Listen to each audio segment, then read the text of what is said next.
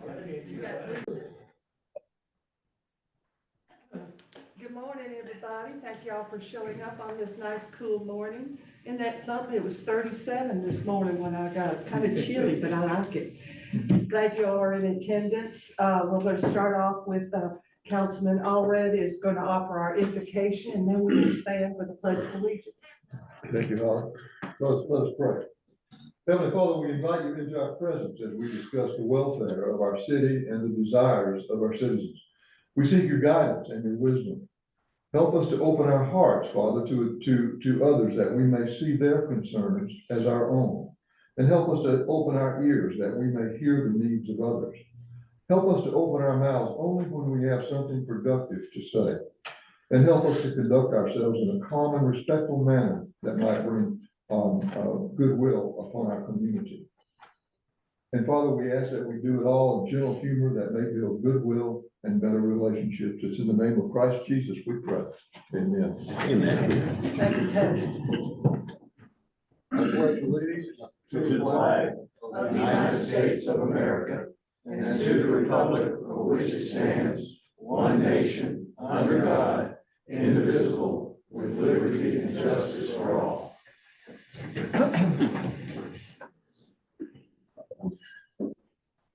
I know our thoughts and prayers are with all the people in North Carolina and Florida affected by these horrible hurricanes. I ran into a Sky Valley resident the other evening, and he informed me that he and his brother both lost their houses in Florida, but thank goodness their families are okay.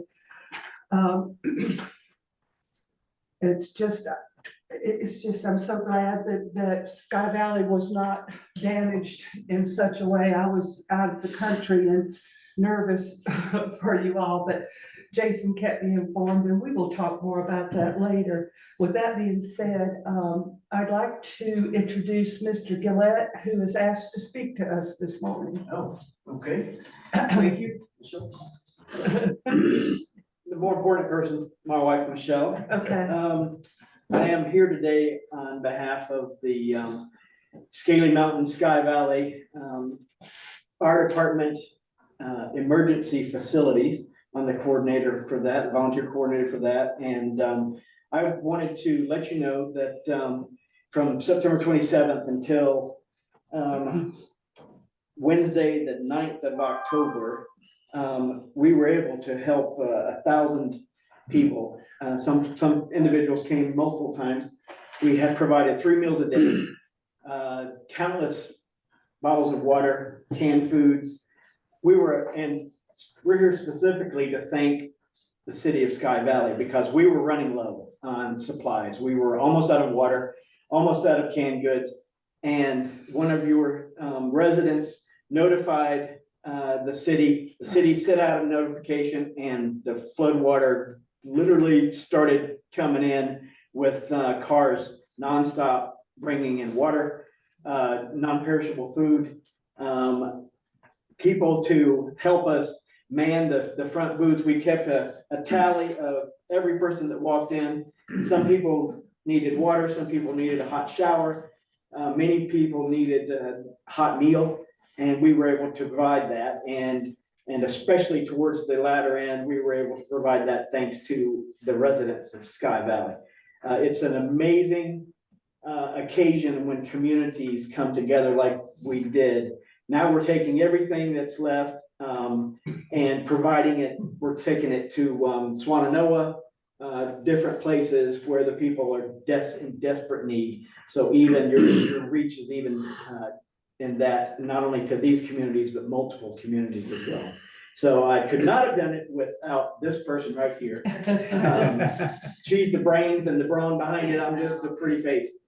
So as many of you know, this is why it all happens. But she was cook, cleaner, facilitator.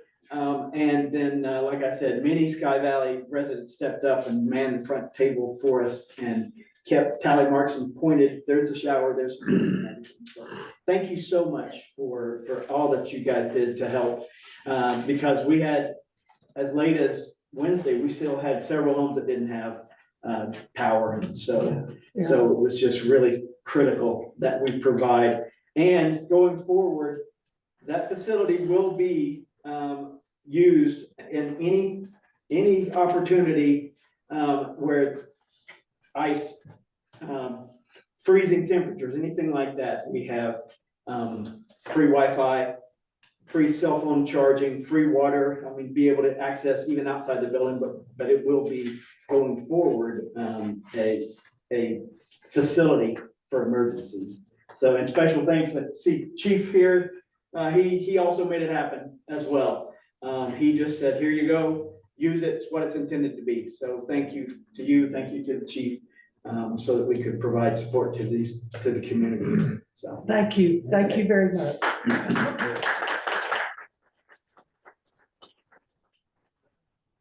Aaron, Michelle, thank you guys very much. If I recollect, you're going to have a booth at our fall festival? Yes, I was just gonna Oh, bring I'm that. sorry. Okay. Thank you, Jim. I was just gonna say, we're gonna have a booth at our Fall Fest, for donations for Yes. the people still in need, and I think what was, it went out on our email and our Facebook page, I think Sharon put it out, saying that you all are still in need of jackets, coats, blankets, and socks. Anything else you need to put in on that? Anything, as you acknowledged, temperatures are getting colder. Right, So we're trying, at this point, we're trying to collect sleeping bags, okay, hot hands, okay, warmers, hand warmers, feet warmers, propane tanks. Lossman is actually in several locations filling tanks for free, up in the most damaged areas, but they need the tanks to fill. right. So we're collecting those, we're collecting heaters, to be distributed. So anything basically regarding warmth. We will all be manning the booth, or who's manning the booth at the Fall Fest, do you know? That I don't know. Okay, we'll find that out, We'll we'll find be out. there and around, but. Yeah. Yeah. So, Okay. anything like that, and then, anything regarding just helping someone stay warm, basically. So, That's wonderful, and we'll put that information out, and Sharon, if you also will include some sort of reference to them coming and thanking Sky Valley, that would be great to put that in our communications. And do we not live in just the most wonderful communities, y'all? amen. Amen. Thank you all very much. All right. All right then. Let's move on with our agenda. The next item is the approval of the minutes. I hope council members reviewed the minutes from our July 16th meeting. I'll need a motion to approve these minutes. Thank you, Dan. A second. Second. Thank you, Bill. Any discussion at this time? All right, all in favor of approving these minutes signify with aye. Aye. All right, it was unanimously voted on, so the minutes are approved as presented. Next is the adoption of the agenda. I'll need a motion to adopt our meeting agenda as presented. So moved. Thank you, Jim. Second. Second. Thank you, Bruce. Any discussion on it? Okay, all in favor of adopting our agenda signify with aye. Aye. Again, it was unanimous. The agenda is adopted. All right, mayoral and council remarks. I've had, since I've gotten back, I can't tell you the countless numbers of citizens that have come to me, called me, emailed me, tripped me in the street, thanking our city workers, our city manager, our public works, our police for all that you all did to help us get through this horrible hurricane with the flooding and the winds, clearing our streets, keeping us safe. And I know you all worked 24/7. In fact, I was told one day you had worked for 24 hours just clearing the trees, and Jason took you off to dinner so that you could go home and you'd have a full belly. And we got a phone call that you all were needed back because there was some water damage somewhere. I cannot thank you all enough, and we are so thankful to have who we have working in our cities. It's fantastic. I also want to thank the Garden Club. Did they not do a wonderful job of decorating our corners and stuff? It just makes me smile every time I drive in Sky Valley. They did a fabulous job.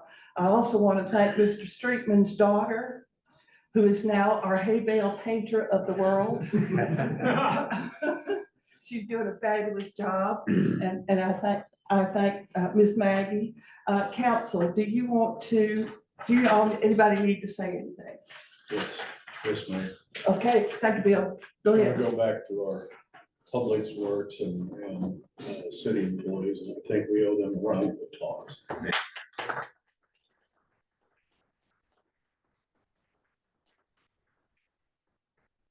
Other cities are jealous, and you can never go work for them. Do y'all hear me? Holly, I just wanted to make one little statement. Sure.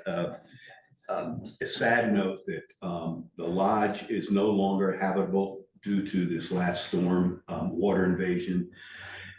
So just want to let you know, it's sad, we can no longer use it.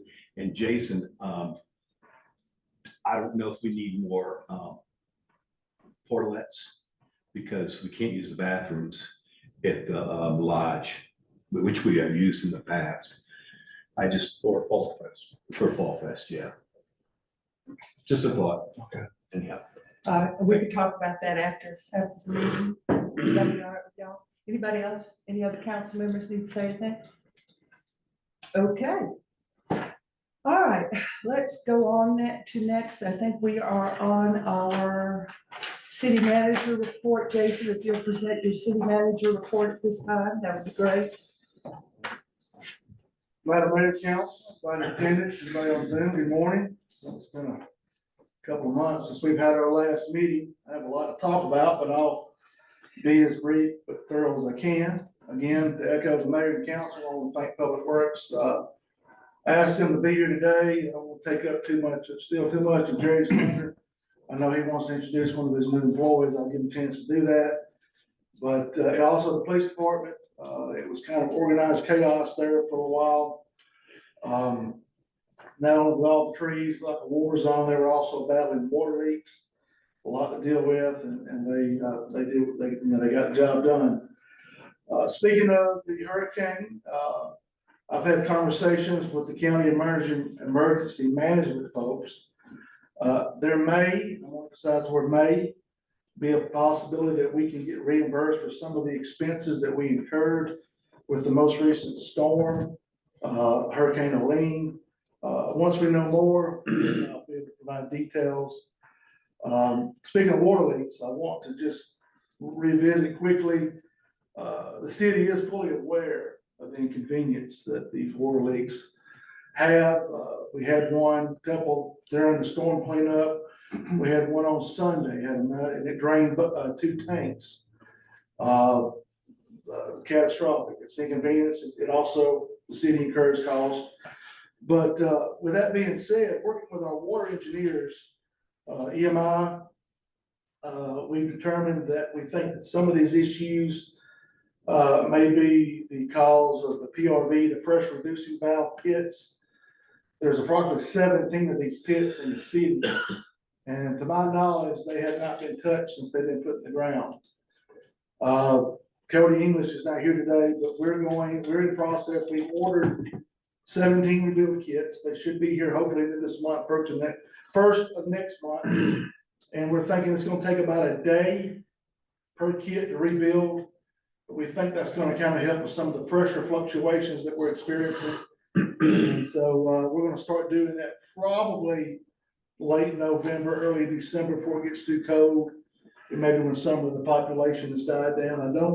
Jerry can talk about that. Not died down. Well, excuse me, a reduction, numbers a little bit, but I don't think it's gonna impact service or anything like that, but I just wanted to mention that. Again, Jerry's gonna be talking here in a second, but I am glad to say that once again, we are fully staffed within our public works department. That is a testimony to the city.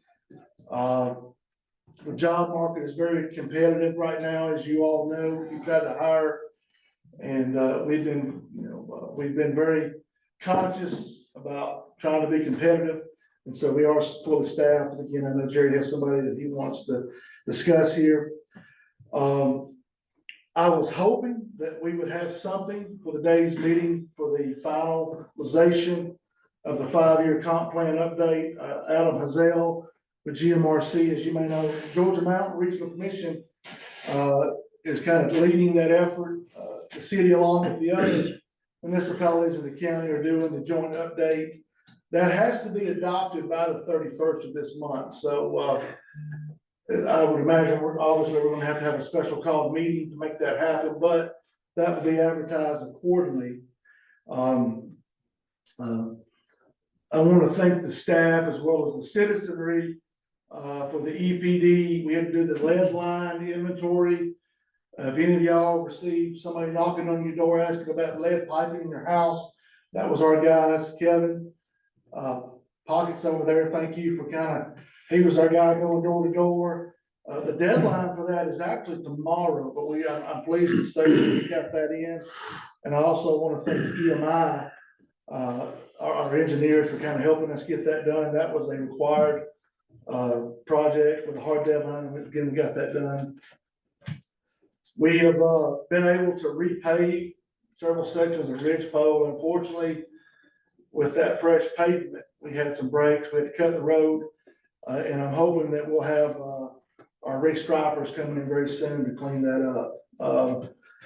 Friday, October 25th is our tentative date for our rescheduled planning retreat work session. As you know, we did one down in February of this year at the Georgia Mountain Regional Commission. They have conference space that they're gracious enough to let us use. We're looking to do that again. And of course, that meeting will be properly advertised as we get closer to that. But the thought of that is going to be talking about the upcoming fiscal year 25, as well as some other infrastructure related topics that EMI, Jerry Hood, and Rick Bear and our engineers should be available to talk. Speaking of the draft budget, y'all have a very tentative draft before you all, based on the 1024 taxes. I've received the consolidated report from the county. As you review that, the plan is to have those required public hearings next month for the budget. Of course, those meetings will be advertised accordingly. And as I said, EMI should be here for a meeting. I am in process of finalizing the fiscal year 25 LMIG grant application. That is a grant that we've been very successful every year receiving. In fact, the last, I think, 3 or 4 years, we've gotten probably about $300,000 in grant funding from supplemental as well as additional grant funding. The identified project for this year is going to be the widening of Evergreen Road. As we know, that road is getting just used more and more and more. Sorry, Chief, I know it's, we've identified that as a need, particularly with the latest storm. And the guys cleaning up that road, it's just amazing how much that road gets used. But and also we will obviously try to go for some AAA funding. We did not receive any supplemental AAA funding last year, but I feel like with our needs for this year, we might can receive that for this year. Do you have a project in mind? Well, it would be the widening. The same thing, okay. That grant money with match is around $50,000. We're estimating $75,000 to $85,000 to widen it. Essentially, we take that road from 15 feet to 18 feet wide, which is a need again. Okay. And then so I should be having that to you here to hopefully sign this week, Madam Mayor. On the general fund side of things, I gave y'all a report. At this point in the year, as you all know, if you don't know, we run a calendar fiscal. So here we are, middle of October, getting late in the budget year. We should be about 80% on our revenues and our expenditures. On the expenditure side, we're around 90%, but on the revenue, we're about 112. So we're actually overperforming, which is good. From best case forecasting, by December 31st of this year, I'm anticipating that we'll probably be about 5% over on expenditures, but with ever increasing expenditures, that's to be expected. However, our revenue is outpacing that. So even though we'll probably have to do a budget amendment for next year, just like we did for this year, we did, even though we overspent, we took in more. And then finally, election day is November 5th, early voting starts today. And I'll just stop there, and if you have any questions, I'll do my best to answer. Council, any questions or comments for Jason? Yes. Okay, Bill? So with the surplus that you've indicated there for this year, what, we're gonna add, what, $100,000 plus to the. I'm holding it conservatively, and of course, last year, I think it was around 70, but that's just, anytime you can just add that, that increases our financial position in the event of a catastrophic issue, that we could run the gut. If we didn't receive any money coming in, I think we need to be 4 months. We could probably go about 11 right now, almost a year. Probably north of $2 million. Again, it's just the city trying to be as fiscally responsible and conservative as we can in light of ever rising expenditures. But yes, sir. Thank you. I have a question, Yes, sir. going back to that lead pipe report. Did we have any issues? Gentlemen, to my knowledge, no. It was just a regulatory thing we had to do, again, I just want to thank folks. We had to go in some people's houses and allowed us if they didn't. We didn't force our way in, but it is a requirement. And then, of course, also, I think the hay bales, the deadline is Wednesday, Sharon. If there may be one or two that have not been painted, so if anybody's listening or maybe watching this meeting later, if you haven't painted your hay bale, please get it painted. Any other questions or comments from the council? Questions or comments from the meeting participants for Mr. Streetman? Okay, Jason, let's go to the next item on our agenda, which is our departmental reports. If you will introduce your department heads for their reports, that would be great. Do you want to go first, Jim, or do you want to go first here? Doesn't matter. Jim, do you want to go first? I know you got some things you want to say. I gotta give Jerry time, because I know he wants to introduce some people, and I believe Officer Edwards is here as well. Thank you, Jason. Council. I issued 2 warnings in the month of September for overgrown lawns, based on some complaints. And I issued 1 warning for trash put out the night before. Some animals got into it, but both of them were corrected without me having to actually issue a citation, so those were just warnings. Update on the burn house I've talked about the last couple of meetings, on Rebel Circle, one that burned 2 Septembers ago. It's changed hands, as I mentioned, 3 times, and it's undergoing extensive renovations right now. Last week, it got clear to cover. In fact, on Friday, they were putting in drywall, so it's coming along very, very smoothly. No certificates of occupancy were issued during this reporting period. Construction, we still have 5 new homes under construction. A couple of them are nearing, probably in the next month or so. One on Schonberg, Ridgepole, of course, the one on Evergreen, Knob Drive, and Cedar Lane.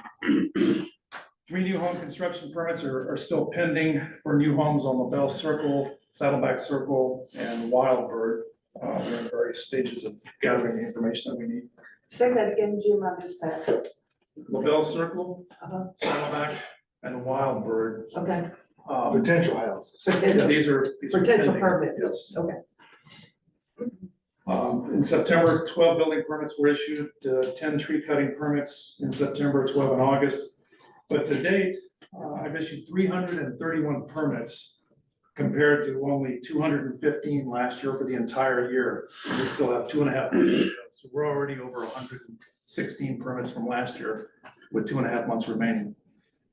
And needless to say, after the storm, there's a lot of tree permits pending out there. And obviously the ones that were creating hazards or life safety issues went ahead and did what they needed to do, falling on houses, on automobiles, things like that.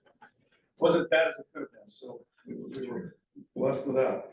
1 code violation cited in September. The city collected $200 on that, and that was for somebody cutting down a tree on property that wasn't theirs.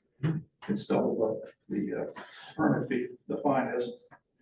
And then lastly, citation for trees cut in March for exceeding the permit on the number of trees that they had on their permit. It's still pending a court date. It's been postponed several court sessions, and we're waiting to see what happens on that one, but we're optimistic that that's gonna be resolved. Hopefully to everybody's satisfaction. Maybe not the home. Maybe not. Thank you, Jim. Any questions or comments for Jim? Thank you, Jim. Thank you very much.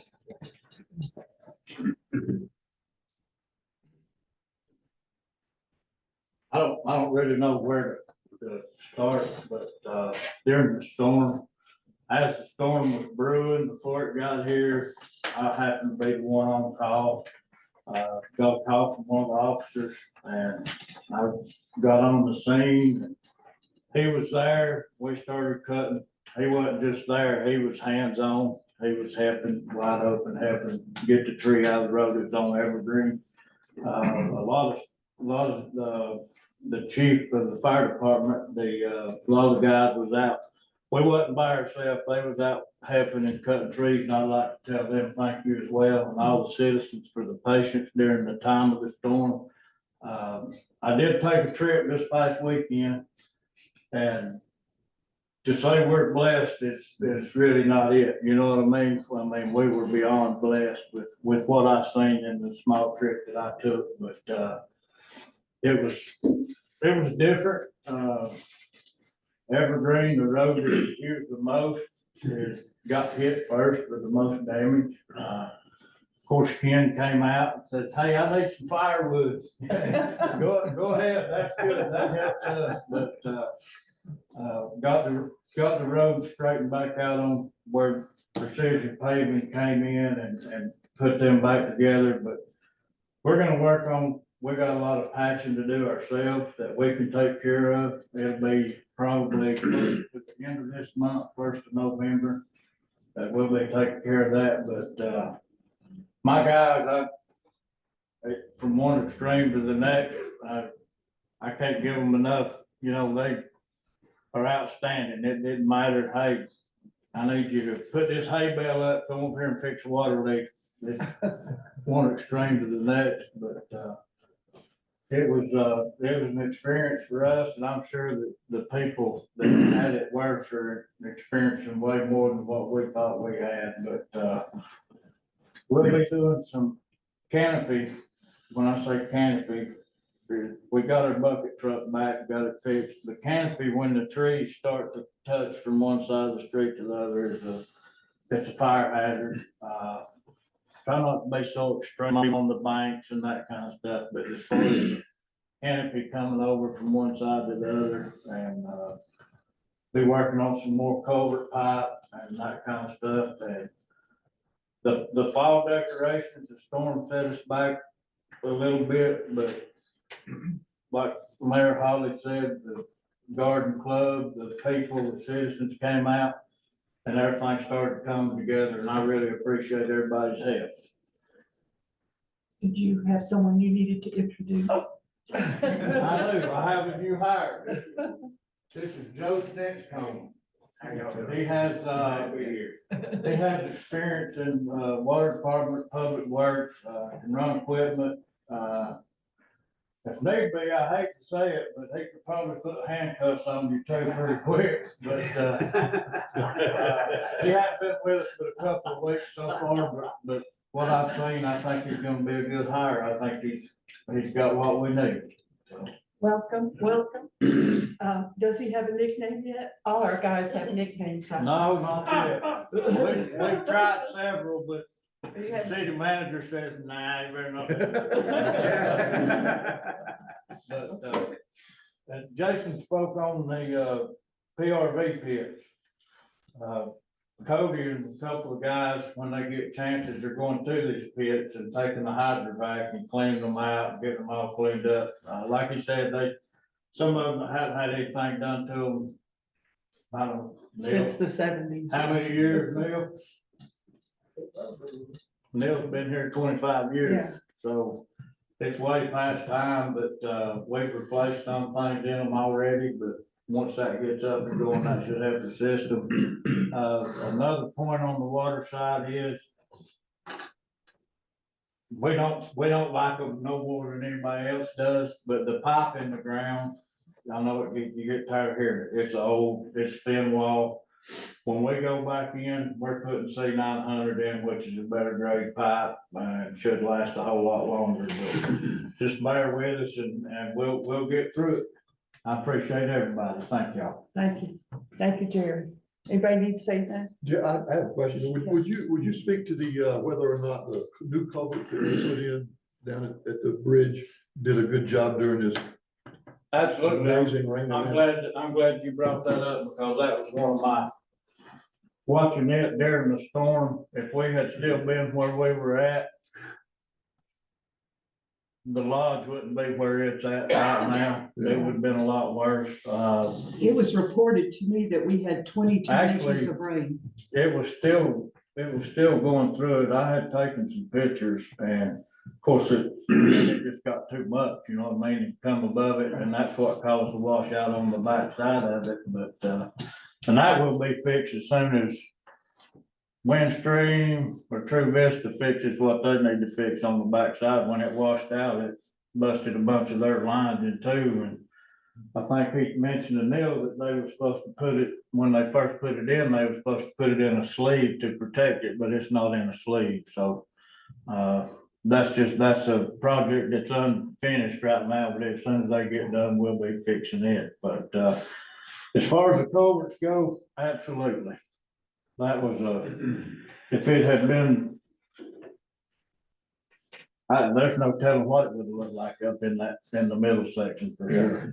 Good. And the upper ones as well, close to the chapel, they're not nearly as big, but we would have been in a bad bind right there if we hadn't had those culverts in Might have there. washed out the road, yeah. Oh, yeah, everything would have been gone right there, I'm sure. Yeah, those, if I could just add, Jerry, the ones we did last year, we swapped out 2 36 inches for 242. That's the one in the curve in between the chapel and the old lodge. And then the Morley Bridge, we did the year before that, we swapped out 2 48 inch for 2 60 inch. And one of those 48 inches was collapsed. So, So it wasn't even working. So again, great, and not to toot GDOT, but those were funded primarily through LMIG. Supplemental funds, yeah, thank God that those projects were done. Absolutely. Thank That's one of the first things I said when I got here, and so I was like, if that'd been any other way, it would have been, everybody would have been deterred for months, I'd say, because it was, from what I've seen other places, that would have been, well, David, you've been here and seen it up to the old lodge. If that had been the old way, it would have been bad, wouldn't it? Been bad. Yeah, I agree. Would have been real bad. Thank you, Jerry. Well, Anybody in the audience need to say anything to Jerry? Okay, thank you, Jerry. thank you for your hard work too, by the way. Amen. I Amen. appreciate you. They come out and cut trees and Mr. Rice did and all the time helping us, so. I tried to send you some more mulch the other day. I don't know if we got to you or not. I always need. Thank you. David, do you need to make any report at this time? Don't need to. I said a word or two. Okay, Oh, I apologize that, I've been out of pocket, been out of town for a couple of weeks, so I only got notice that we're having a meeting at about 9:30 this morning, so I don't have any numbers to give you on what's been going on.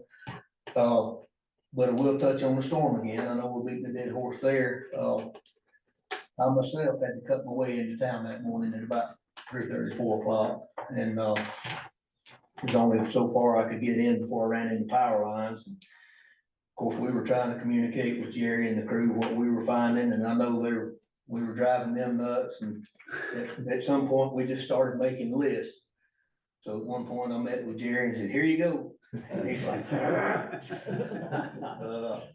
just a huge team effort again, those culverts. I know there's nothing that can be done on the pond culvert, the pond drain down there. But if it could handle slightly more, I know it was running that far above the drain. You talking about the lake In the behind the lake, club? yeah, it was running that high above, so, you know, I don't know how they could increase the capacity of that. But if that was increased just a little bit, then the backup at the Morley and at the chapel would have been a whole lot better, Yeah. but those culverts did what they had to do. We did have to shut Sky Valley Way down there for a few hours, because the water there at the Morley Bridge was about 2 feet deep. Right. Just for safety and that road held up right well. Did wash out a little bit on the backside, but as the water receded, that looked pretty good. So these guys did a jam up job. We're in the process now of renewing our DOT permits to operate on the highway. That should be done. It's gotta be done by the first of the year, but should be done probably in the next 30, 60 days. Is that a yearly permit? Yes. Thank you. And that's about it, I guess. Thank y'all for all y'all did too. I know you've done what you could do. Thank you very much. Anybody need to say anything, David? Okay, thanks, David. Thank you very much. All right. Is that everybody? Did we get everybody? Yes, ma'am. We did. All right. Next on our agenda is our committee reports. Mr. Turner, do you need to say anything about the committee and the fall fest? No, everything's coming together for Fall Fest. I think, Sharon just mentioned, we have 30 vendors. Jim and I have mapped out where the vendors will be. Sharon, do you have stakes and numbers that we can lay out? We added one event in the last couple of weeks, a cakewalk. I guess a lot of you Southerners know what a cakewalk is. I've never seen one in my life. You won't like it. Huh? You won't like it. They But- have those in New Jersey? No, Okay. not that I've seen. But anyhow, we're gonna have great weather. It's gonna be chilly, but it's gonna be a wonderful event, and it's, with the hay bale trails and everything. It's gonna be another great year. We just gotta wait for Mother Nature to change the leaves. And our vendors are gonna be in a new position. Correct. They're gonna be over behind the club. By the club, which is a nicer environment. So, we're good, We're good? good to go. Need anything, drivers? Not at this point, we're gonna need some tables, 4 tables and 4 chairs for the cakewalk, but, we can get those over at the lodge. We have them. If, I've talked to Chuck, and he's not sure if it's truck, but if not, Tony can, like maybe Saturday morning. Sure. We can grab those, chairs and tables, and other than that, everything's ready to go. I think Jason is, we have 2 more trailers if you want. Well, I think Jerry, you, Cody, Joe, myself, there'll be 4 of us.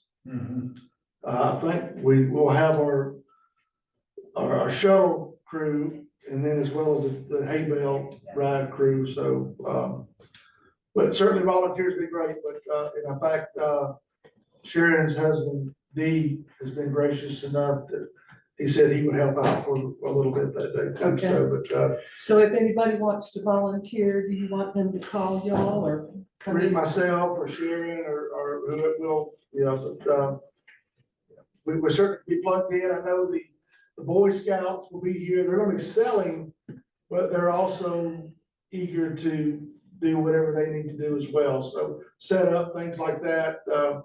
I'll be talking when this calls in here the next day or two to who's the den mother for the local scouts to kind of get them plugged in where they need to go, with it. And the only other thing, like I mentioned earlier, Jason, I don't know if we need, more portlets. I think we got 6 coming. Okay. I'll be glad to call, but I'll just tell you. Just a thought, it'd been brought to my attention that, Yeah. the lodge is no longer available to anyone. Okay. And I don't know how much that will affect I can certainly call and see if we can get a couple more. If they have any, as you know, these times, we book those things months in advance. Everybody's doing Fall Fest and needing those things, but I will certainly call her today and see if we can maybe get a couple more. And with the storm, it may be even Yeah. more difficult. Is the Wi-Fi still available? I don't know. It's not being occupied now. I don't know if the air handlers are still, working over there. Well, we still have the power on through the end of the month. So I would guess quite possibly the internet is working, Yeah. at least right now. No, it's still there. The router's still there? It's still there. Okay, We can test it. We'll go out there. anybody else want to say anything? All right, thank y'all. All right, it's time for Mr. Gordon Brand. Do you need to give us your marketing committee report?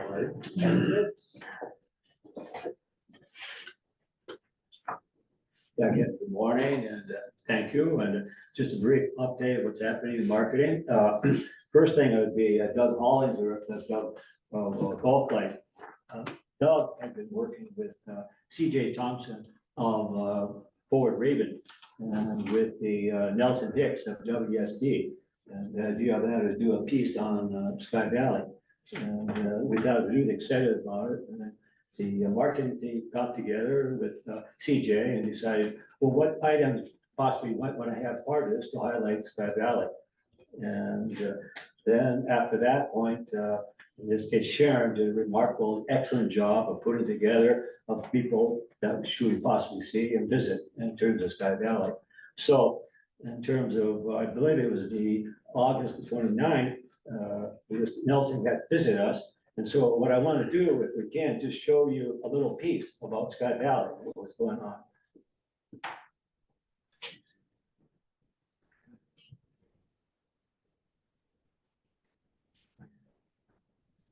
Yes.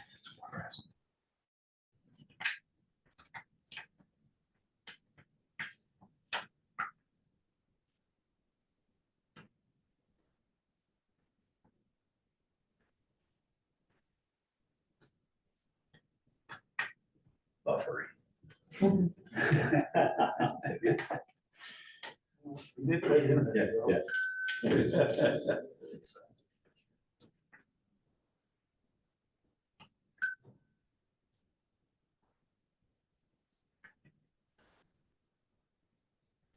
Yeah. The comments we've had have been really, really positive. There's a look, Sharon, are we gonna build? There it is. We have sound. The sound. We did. Speakers off. Yeah. Are the speakers on? You don't hear me, so it's just. Yeah.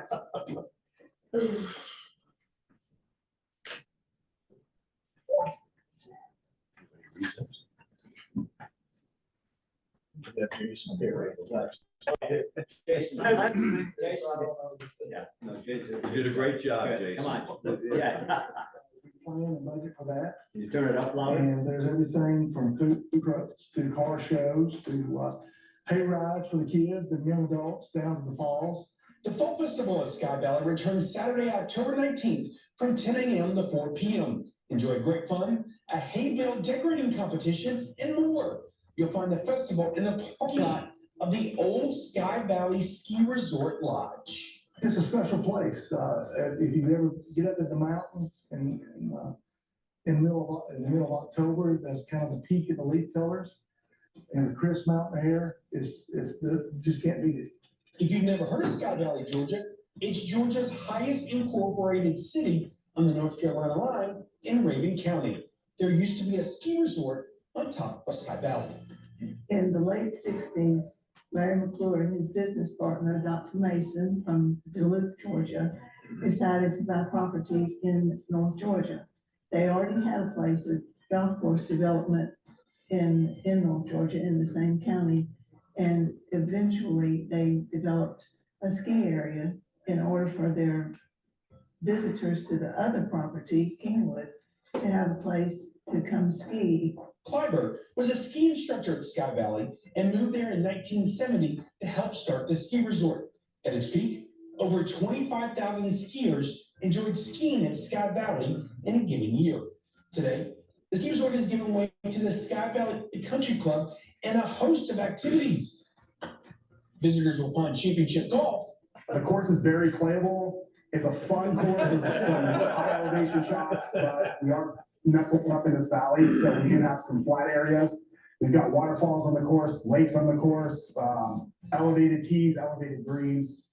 Combine the great golf with the multitude of things to do in the area, and it's been named part of the Georgia Golf Trail. While you're here playing golf, what else is there to do?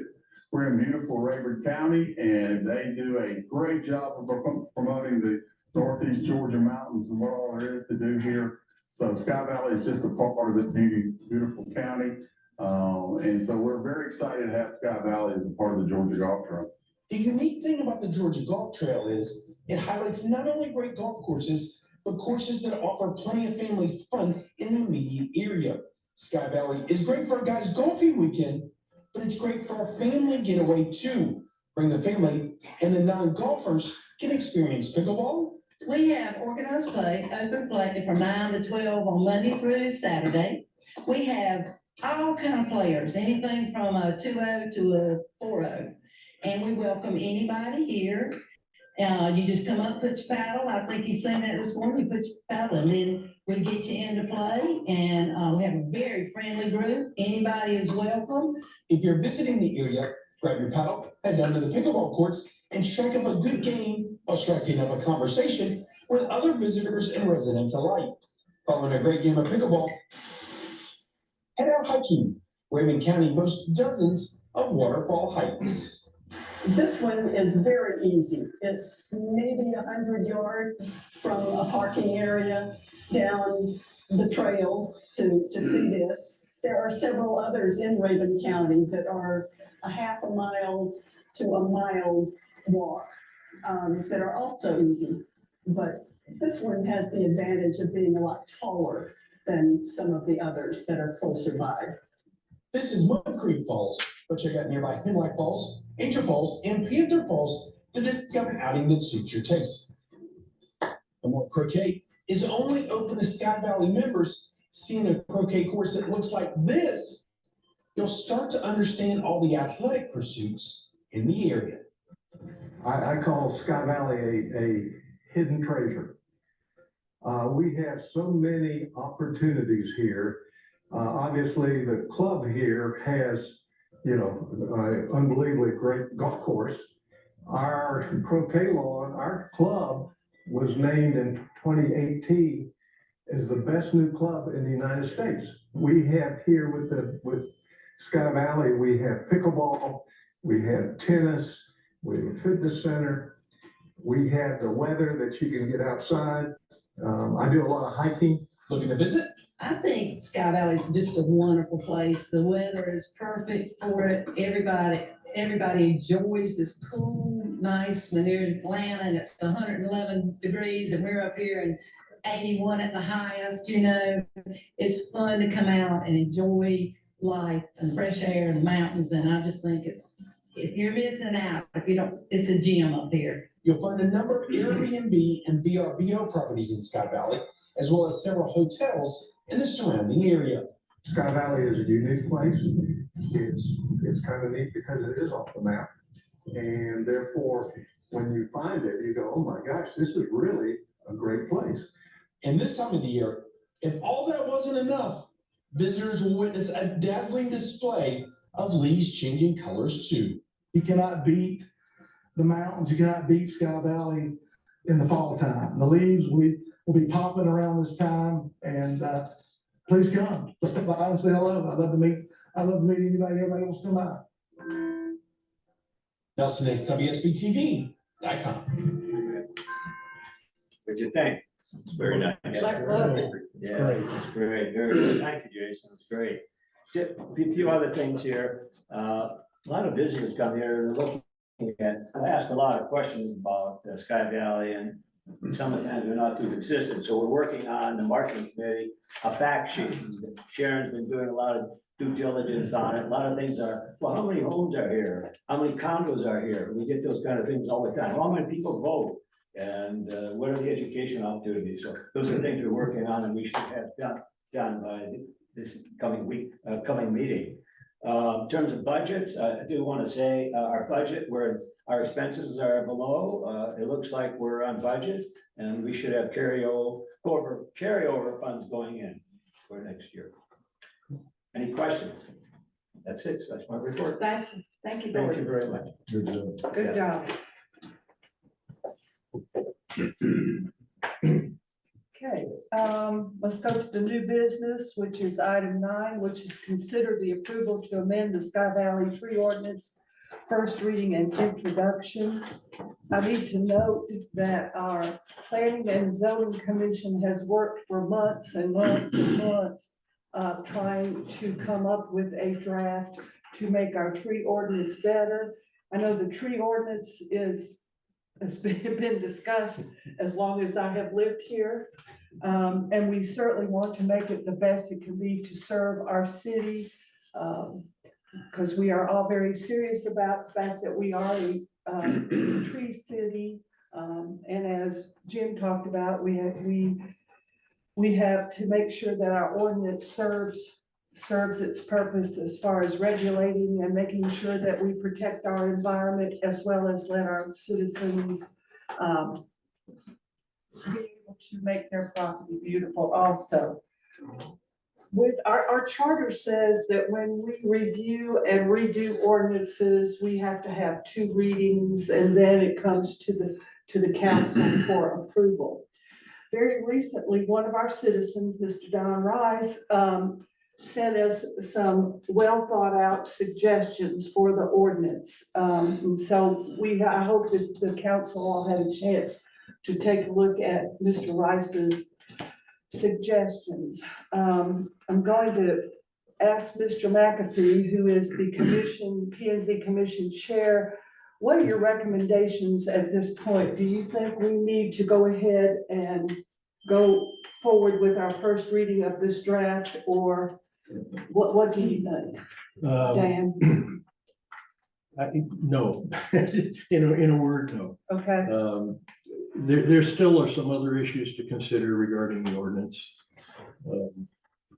As you indicated, this has been going on for months. You've got people in Sky Valley that are at both ends of the spectrum. We've got some that would like to see people hung, drawn, and quartered for trimming a tree. Others would like to clear cut their property, and those, I think most everybody else is in between. There is not going to be an ordinance that's perfect for everyone. But, we want to continually try to get as close as we can to being perfect, and we aren't there yet. So it would be my recommendation at this point that we take this back to committee or even form a new committee. Ad hoc committee of some sort to address just specifically this one issue. Any other comments from the council? I had a question. Our view off our deck is starting to be occluded by trees. As is mine. And will there be a variance? Because for us to cut a tree and for us to get it off property would be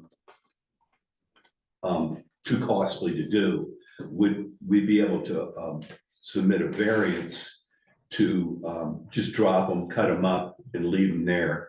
Because it'd be very difficult for us to get anything off that property. Typically, I'd have to say no, because you're looking at a potential fire hazard when you leave the debris in the woods. Now, that being said, there's always a possibility that you can apply for a variance, and under certain circumstances, it might be approved. I don't know, everything is different, just a thought. Yeah, well, that's something that can be discussed by the P&Z. Any other questions or comments from the council? To answer Bruce's question, I know that the council has approved a request in the time that I've been on council. Which is about 50 years, isn't it, Jim? The part of the problem is that you know, if other people see it, that's a problem. If the next owner of your house buys it, then that's something that they may need to address. But, no, there are avenues for appeal. Okay. May I continue, Madam Mayor? Oh, sorry, I thought you were finished. Go ahead. Dan, I endorse your recommendation that we postpone the first reading of this. I've sent everybody, except Jim Pyron, because I didn't have him on my email list. Since Karen, everyone on the council, Jason, some comments that I had about it. I really think we're going in the right direction. But there's just a few little things that I think we need to consider. And one of if we've learned anything from our construction boom over the last 3-4 years, it's that I don't know of a single property under construction that has not in some way violated the tree ordinance. And a couple of them are just extreme. And you know, this is something we need to get control of. I think the biggest issues that we face in Sky Valley today have to do with not losing what we have, not losing the wild and scenic nature of the city. People moved here for the beauty. That's what we're trying to preserve. And so far, the development that we've had has, you know, been taking us in the wrong direction. And I really think that if we've learned anything, it's that our penalties are not keeping people from clear cutting a lot before they build a house. For not, you know, they're not keeping people from over cutting. So I think that's something that we need to look into. One of the things that I would like to see as a member of the council is the history of violations in recent years. And in other words, what were the addresses, so we could go by and actually look at the situation, and what was the outcome in terms of fine, and then if there were any other, you know, important things that we need to understand the situation there, because what we have now just isn't working. Do you think, Jim, that this is a consequence of the residents not being educated as to what they need to do to be in compliance with the ordinance? Well, I think it's a couple of things. I think there's still some vagueness in the ordinance. I think that when people file their application, there needs to be a pretty good plan. We require them to do a map. Well, the map can be on the back of a paper bag, identifying the trees, identifying what the footprint is. Well, we need to have some good drawings of where the house is going to be, because the footprint is the thing that really has to be defined. That's the beginning of any kind of fair and impartial enforcement, is knowing exactly where that footprint is. And then after it's on paper, we have to have the mechanism of marking the footprint and the boundaries of the permissible cut area. And it's just really tough to go in after the fact and figure out what's been done. Jim or Dan, do you need to address his questions? Well, we tried to address some of that in this. Yes. In this Yes, you revision. have. And, you know, as I started out with, you know, it's gonna be impossible to come up with something that's gonna be perfect on every lot. You know, you're talking about the footprint. If somebody's got a half-acre lot, by the time they get the footprint of that, there's nothing left of the lot. Depending on the size of the house that's going in there. There's, you know, everything is gonna be different for, you know, there are no two properties in this community that are identical. Yeah, you're right. It's gonna be hard. We can keep trying, and at some point, we're gonna pass something at a city council level, and it's probably not gonna be perfect, and somebody's gonna come up with some idea later that maybe we should consider. If I knew what the answer was, this would have been done 3, 4, 5 years ago. 10 years ago, yes. And I'll tell you, I've been on the planning and zoning forever. And this has been going on since I was originally on. Yeah. But I think everybody's aware of what you're saying. Okay. Yeah. Yeah. But Jim, to your point about the footprint, currently, when someone submits plans for a new home, they have to have 2 copies, architecturally to scale, of the footprint of the house and where it's gonna be on the property. Now, what happens after that, unless somebody is physically on site to see when they start cutting every single tree down, I go out with them initially and say, okay, here's the perimeter, here's what we're looking at. But I can't tell you how many times I've gone back and it's like, well, wait a minute, this was not inside that perimeter. And that goes back to the punitive, you know, repercussions that we might, because as I mentioned during my presentation, I issued a citation, it was $200. Well, that's because it was $100 for the first 1 through 5 trees. You cut down 1 on someone else's property. But the fine is double the permit. So slap him on the wrist for another $100 and he still has a beautiful view because he cut down someone else's tree. I'll point something out there in relation to that. You know, if we kick this back now, we still have a tree ordinance. Right. A fine is not the only penalty that's in that ordinance. There's a rather draconian paragraph Yes, there is.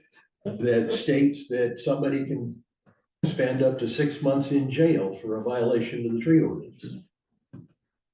So, yeah, we're not getting away with anything by just abandoning these changes.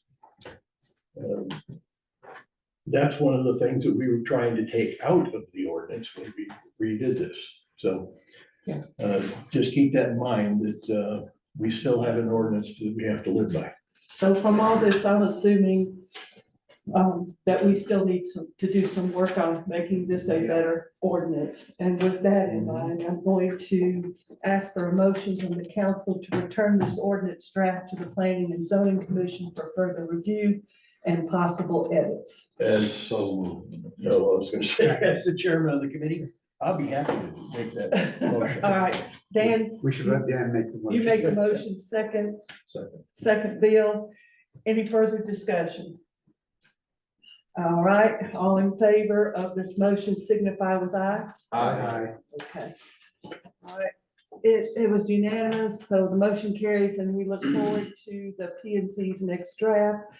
Before we move on to the next agenda, Don Rice, thank you for all your work.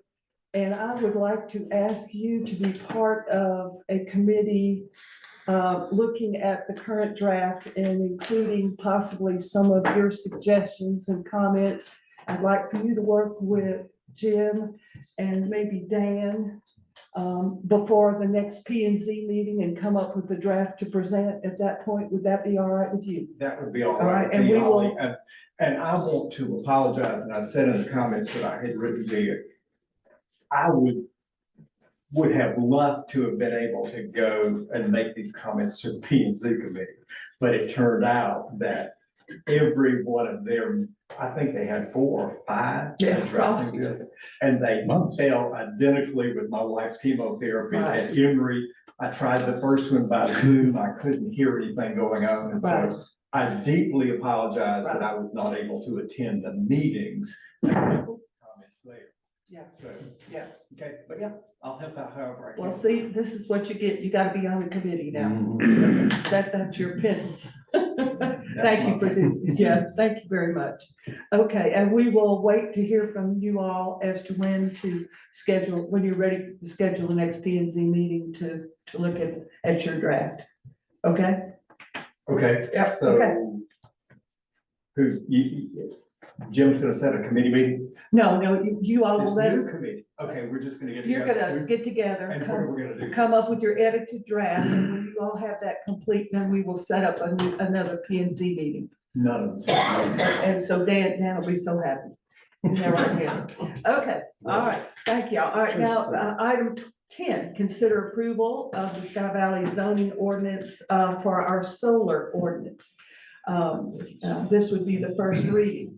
Our Planning and Zoning Commission also did a great deal of work, including extensive research on a solar ordinance, because we think it's kind of important to have one.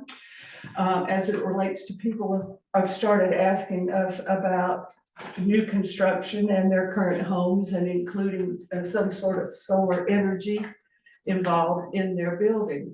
We also, I know that the PNC had several lawyers look into the laws that are commonly, they're already on the books in Georgia and so forth, and did a lot of research on that. So I'd like to thank also Ken Sigler. He came to our meetings and gave us some suggestions for our solar ordinance that I wasn't even aware of how it affected their firefighting activities. So I thank you for doing that, Ken. I'd like to thank also all the whole PNC meeting, all the people on the PNC. They have worked really hard, bless their hearts. And they can never come off of the PNC. I didn't tell them that part, but they're doing a great job on that. Mr. McAfee, can you kind of summarize the reason for the creation of this ordinance and the major points of the ordinance as presented in your all's draft at this time? Well, the reason, as you stated, is that, you know, people are starting to question whether they can put in solar. It's something that we need to get on top of before it happens. So we're not reacting later and find out that we've done something badly. We, addressed several things as far as structurally what has to happen as far as, installing solar. As Holly mentioned, Ken came up with some suggestions regarding first responders and what they have to deal with solar. So we've got that incorporated in here. Aesthetics are a part of it. All of this had to be considered. We intentionally prohibited ground mounted solar. We don't want people starting to clear the property in Sky Valley for a solar farm. That's something I don't think anybody here wants. Again, relating to aesthetics, we're trying to keep the visual of solar panels from our roadways. That's another thing that people were concerned about. So all of these things were considered. What we did was incorporate what we came up with into the zoning ordinance. So it is, what you have here before you is that in the original zoning ordinance with solar incorporated into it. I know, Dan, that you and the council, Mr. Rice also suggested some different comments and things that we could incorporate in this draft. There were a couple of things that I was going over, and we missed a couple of things. For example, section 733, which Sharon is on page 25 for your use. we're referring to, what type of solar energy systems we're referring to. And it's actually, the ordinance is excluding what's called concentrated solar power, which is, it's probably a moot point. Concentrated solar power is more for use in solar farms. It uses mirrors to power an engine, which powers a generator, et cetera, et cetera. It's a much larger, more cumbersome situation. It wasn't quite clear by stating that if the ordinance doesn't include concentrated solar power, are we then allowing it? And the answer to that would be simply at the end of paragraph 1, where we state SES used in Sky Valley zoning ordinance excludes concentrated solar power, which uses mirrors to focus the energy from the sun to produce electricity, and is prohibited for use in Sky Valley. So that will cover whether or not we're just ignoring that altogether or what have you. So what was the conclusion there, Dan? The conclusion was that at the end of paragraph 1, we're adding a phrase that says that concentrated solar power is prohibited for use in Sky Valley. Okay, thank you. There was another section where we had failed to stick in a percentage and left the placeholder there. That would be under permitted uses and section 1, 3, or B3. It says where we left a placeholder, it says rooftop solar is increased by more than whatever percentage. Typically, in all aspects of construction, if the homeowner changes something to the extent of 50%, they have to comply with current ordinances. So it would be my suggestion that question mark be replaced with 50%. And what that is saying is that if somebody has a solar system and wants to increase the size of that solar system by more than 50%, they have to comply with the current ordinance. How do you measure size? I would say by what, based on what's on the roof. Square feet? Square foot, yeah. Okay. And again, they can increase it, but they can't start increasing it to the point where they start conflicting with what the fire department needs and so on and so forth. They've got to adhere to this current ordinance. Permitted, in that same section, permitted uses, it says permitted uses by zoning district. By zoning district should just be deleted, because it should apply to all of Sky Valley. And we only have a couple of zoning districts that would ever be affected by this. This should apply to all of Sky Valley.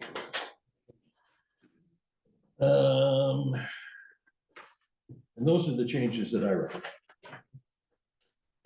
Any other comments or questions by the council as to the edits that Mr. McAfee has just suggested to the draft?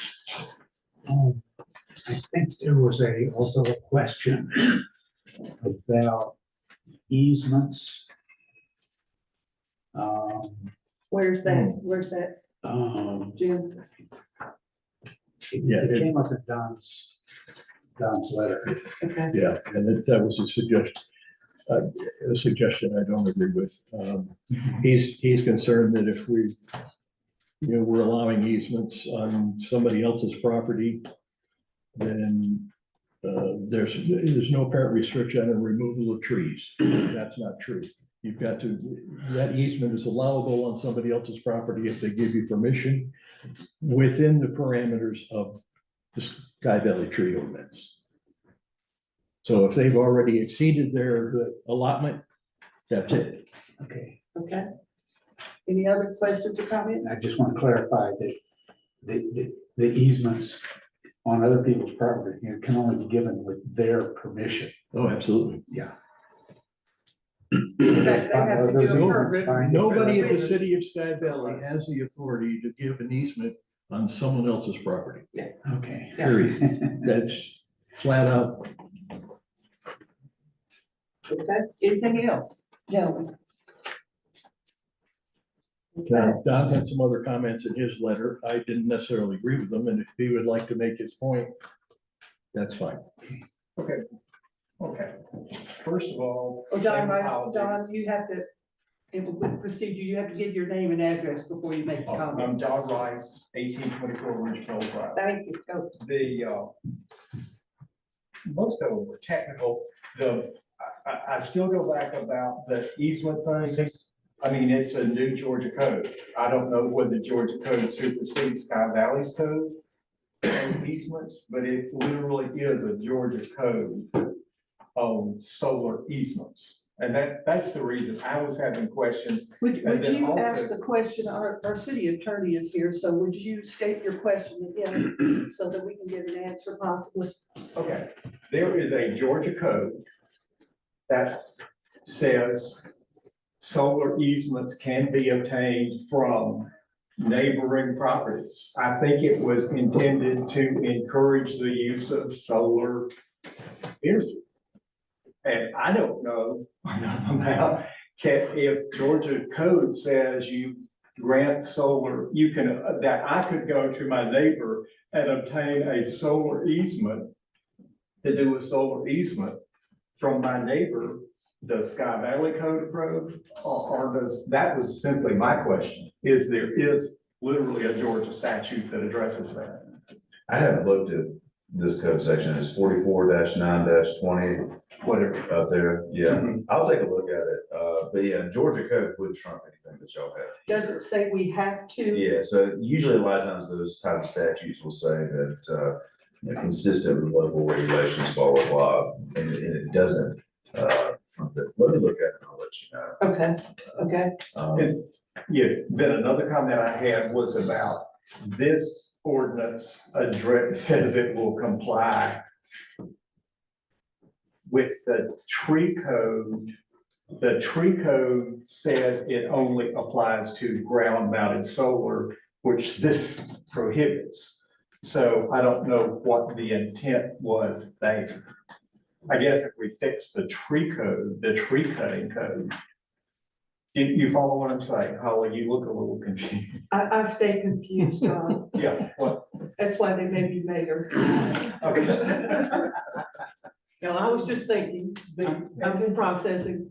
Then I guess my biggest question was, as I interpret it, it allows only roof mounted solar of the solar voltaic or whatever, and the basically the two solar things that it provides for. But that has to be on a sloping roof, not facing a street. That's correct. Yes. That will apply to less than 15% of the houses in Sky Valley. So I think the code is very discriminatory because of that. Because you would have to have a house oriented north and south on the south side of the street. So the back side of that roof would be, because the key to any solar is, if you're in the northern hemisphere, it has to be facing south. I mean, to stick it on a roof pointed north doesn't do you any good. So, I mean, if you drove through Sky Valley and found all the houses with a gable roof with a slope to the south on the side that's away from the street, is a small fraction of the houses in Sky Valley, a tiny fraction of the houses in Sky Valley. I submit to you that if you are interested in having solar power, right, probably living in a rainforest is not your best choice. Yes. There are things I would like to do at my house that are just simply not practical because I live on the side of a mountain. Right. Yeah. Whereas I might move out to Montana where there's 100 miles with no trees. Right. And I agree with that. I go back to what I said with the tree areas. We're never gonna have anything perfect for everybody. But is that, I mean, to me, it just looks like our whole goal was not have any solar power are solar collectors facing the street. And I think we've tied ourselves in a pretzel trying to say that. And just say, no solar collectors visible from the street. I mean, the way it's written, somebody with a house oriented north and south with a gable roof could actually put solar collectors oriented a certain way on the side of their roof, not facing the street, that would still be visible from the street. And I mean, is the goal not to, is the goal not to see solar collectors? And if it is, just say, we don't want to see solar collectors. Now, I don't know how that would hold up with the, you know, with the federal statutes that try to encourage solar energy. I have a feeling that there's something out there that would probably trump that, but it's written, it is highly discriminatory because I couldn't have solar at my house. My neighbor across the street could.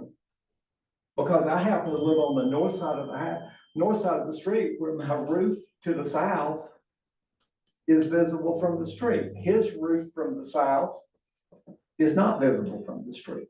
And I just, you know, I got a problem with that. If it discriminates against homeowners, I've got a problem with it. And I think it's highly discriminatory. Okay. Council, any other comments? Well, a question, I've seen solar farms in North Carolina, I've seen them in Texas and a lot of places. And the solar farms are ugly, they're blind. That's life.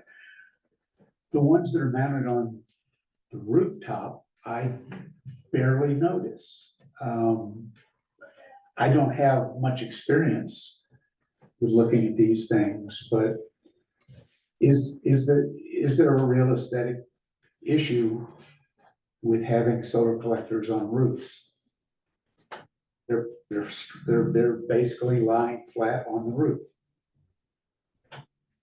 And enough people thought there were that that's the way this was crafted. If the city council wants to change that aspect of it, fine. But I'm just asking for information, because the general consensus was when we drafted this, is that people don't want to look at it. Or they might be reflective of the sunlight into their. That's a whole neighbor's other issue. window. That's a whole That other was issue. something else that was brought up.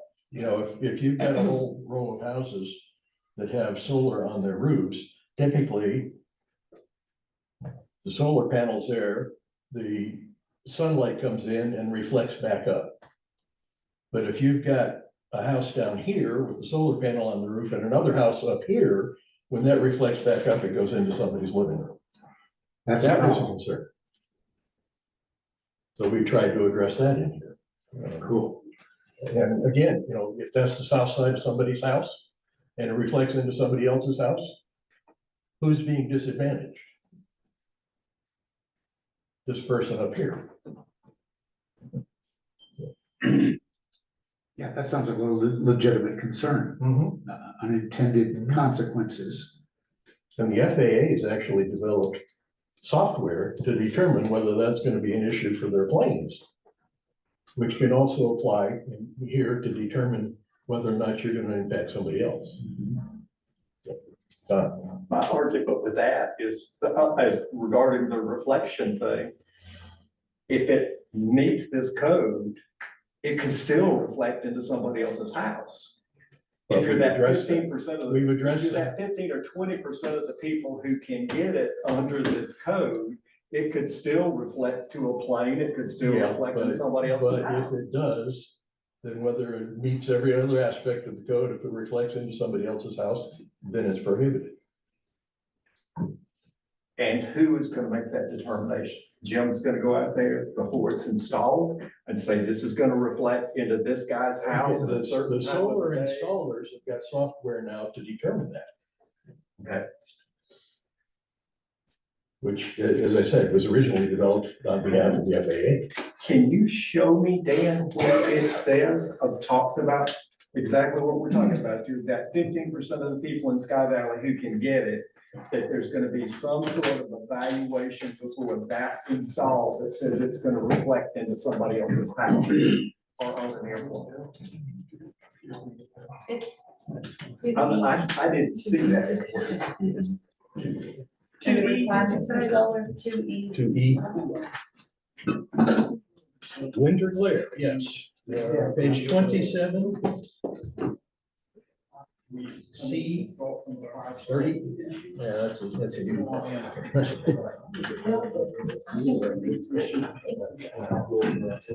Go ahead. Winter glare. 2E, page 23. So it is there. So when there's an application to do something, if you want to, people who can do something, how are we gonna, in the application process, it requires the evaluation of reflection into Holland's house? Especially all these. Yes, especially my house.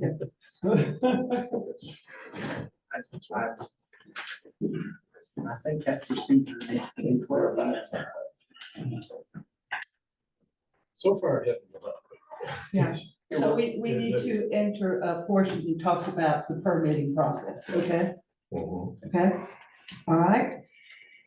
And this is just our initial attempt to get it started, and I'm sure as solar collectors advance scientifically and get better, I'm sure we'll be looking at this again, Don. I promise you, it'll happen again. Despite all of this, there's still the appeal process. So anybody who wants to make application and has a legitimate argument that they're not gonna severely impact somebody else, they can appeal it and come before the council. Yeah. And it's not that we're trying to prohibit solar power. I think it's a wonderful thing and we need to talk about it, which is why we brought it up at this point. But then again, we still need to take care of how our city looks and protect our resources in that realm. With that being said, anybody else have anything else they want to add at this time? Just as the larger issue is that, you know, the things that we do with our own property sometimes have effects on other people. Yes. And that's the general principle that I think we're working on. I got a question, I understand, but being a citizen of the Sky Valley, I understand Larry, give me your name and address for the record. cities wanting to, Your name and address for the records, for your comment. Larry Randolph, BR 549. No, your address. Not your phone number. 52 East Sugar Bush Drive. Thank you. Go ahead, Larry. As a citizen of the city, I understand the city wanting more revenue. I understand them wanting to bring businesses and all that. And maybe build a little shopping center or whatever. I've heard a lot of things. But I'm wondering, do the citizens get to vote on this? Did you vote on what? Like, to build a shopping center somewhere? Well, we're not talking about that right now. Did you have a solar question? Oh, I'm sorry, but I'm fixing to have to leave. Okay, well, I'll get with you on your question, okay? You're welcome. Sure. Okay, Excuse me, Holly, I did have a question. sure. To Dan, when is our next P and Z meeting? Because. It hasn't been scheduled. We're waiting, we're waiting. Originally, it was There gonna was be something next on the week. books, Yeah. that's what I thought. Yeah. But I'm gonna- So that's postponed, okay. Right. Okay, so let's move on with this. Thank you, Don, for all your comments and questions. We appreciate it. I think at this time, I'd like to have a motion to include the suggested edits that we just talked about by Mr. McAfee to the solar energy ordinance draft this will constitute our first reading. We have to have 2 readings before it can be brought to the council for approval. So before our next meeting, where we have our second reading, we will have this edited version of the solar for us all to look at. Can I Yes, ask for this to be sent to me so I can put it in the proper form for the ordinance? As written right now, it's not the proper form that we have to have certainly, to adopt. I think it's enough for a first reading. right. Because I think that Yes. edits that you're putting in are minor, Yeah. so you can do a first reading, but for the final draft you're gonna vote on, Sure. send that to me so I can put it in. the Sure, Doug, we can certainly do that, and you will look up your other question about the state, law. Okay, so I need a motion for this to happen. So moved. Thank you, Dan, a second. Second. Any discussion, any more additional discussion? Okay, all in favor signify with aye. Aye. All right, it was unanimous, so this concludes the first reading of this ordinance. Next item, ratification of the intergovernment agency agreement with Raven County and all other municipalities. Jason, you want to take care of that? Madam Mayor, Council, this was actually something, much like the comp plan, every few years, this has to be revisited. Much like the comp plan, a very long document, you read through it.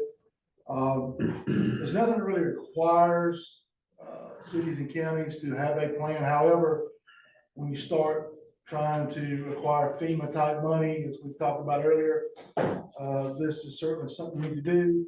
A lot of the discussions and is aspirational about things you need to do and planning.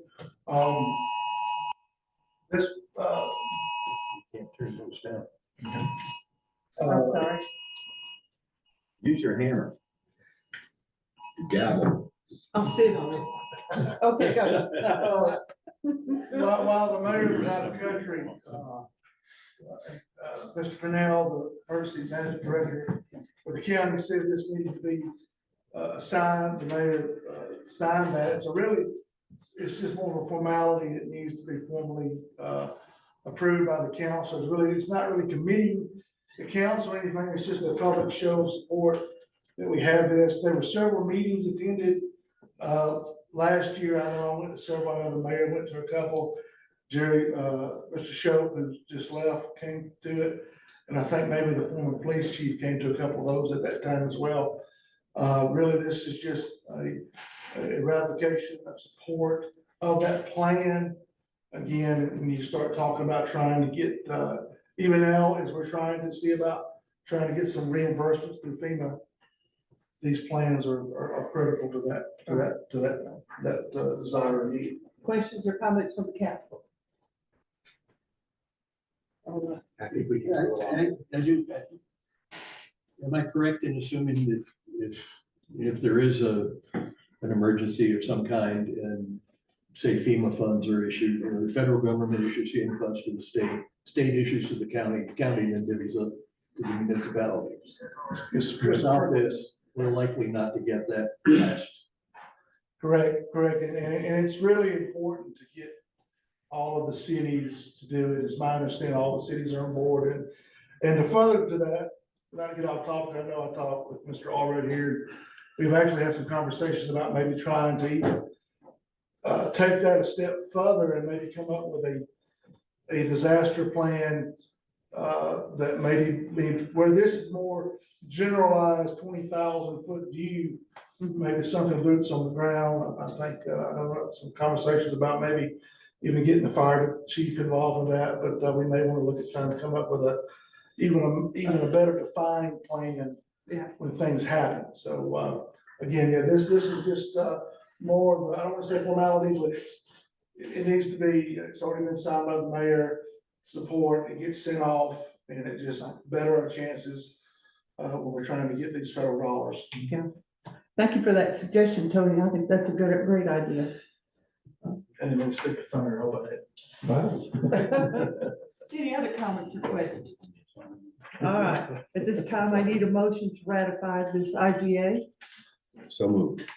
Thank you, Bruce, second. Second. Thank you, Dan. Any more discussion? All right, to ratify this presented IGA, please signify with aye. Aye. It was unanimous. The IGA is ratified. Next item, consider approval of resolution to declare city-owned equipment as surplus for liquidation. Jason, if you'll quickly go over the details of this. Madam Mayor, Council, we have several pieces of equipment that have absolutely exhausted their lifespan. The 350 that we have, that you see to be surplus is the current recycle truck. It's my understanding none of the gauges work. It's really a safety issue, much like the unit that we replaced a few months ago that you were. In fact, it actually caught fire, my understanding, about 4 or 5 years ago while trying to plow snow. And so not only the gauges work, but there's some of them are kind of charred. Anyway, we are actually went with the council's commitment of buying the F-450 that we bought a few months ago to replace the 550 that was a danger that was surplus. We're in the process of repurposing another 350 that we have. I think it's a 13 model. It's the one we replaced the bed on a year or two ago. We're in the process of repurposing that unit to become the new recycle truck.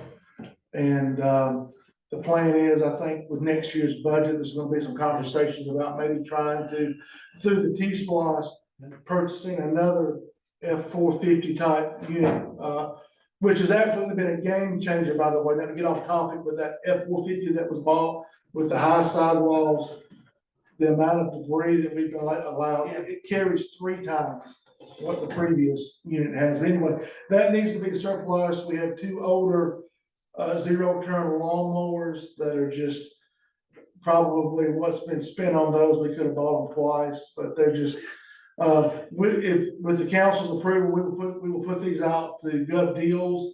And we've been very successful, as you know, over the past few years. They do a great job of giving us top dollar, but we would like to go ahead and surplus these, get that money, get it in the bank, and of course, move that forward as we get into next year. So, again, and also get them off our insurance. You know, we're, as soon as they sell, we'll get them off the books. But yeah, if the council will be so inclined, that they have no more usefulness. Any comments or questions from the council? It's just that I'm amazed anybody buys these things. I think the F-550, Sharon, was it $6,000 we got for that thing? Send them to your. Yeah, there's a farm somewhere that would love to have that, or. Even with the charred dials. Yeah, Some of the ones, it's nostalgia. Big market for that. Big Yeah, market, big absolutely. market. Okay, with that being said, I need a motion to approve this resolution. I move we designate the equipment surplus and liquidate it. Thank you, Jim, second. Second. Thank you, Bruce. Discussion.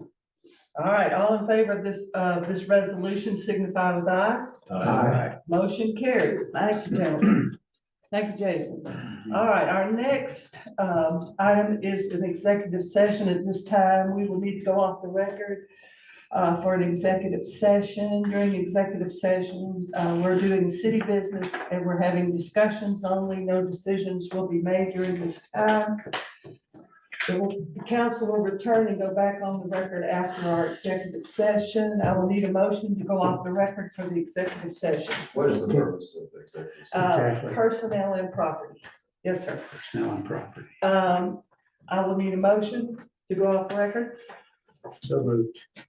Thank you, Jim. Second. Second. Thank you, Dan. All in favor of the executive session going off the record, signify with aye. Aye. It is passed and we are officially now off the record and we will go into executive session. Gentlemen, for participating in our executive session, I need a motion to go back onto the record. So moved. Thank you, Jim. Second. Second. Dan, all in favor to go back on the record, signify with aye. Aye. We are officially back on the record. Thank you very much. We will now go to item number 15, which is adjournment. Mr. Allred, would you like to take care of that It for would be us? my honor, having fulfilled all of our obligations under the agenda, I will move that we adjourn. Thank you. Second. Second. Thank you, Bruce. All in favor? Aye. Thank you. And we are done. Aye, Captain.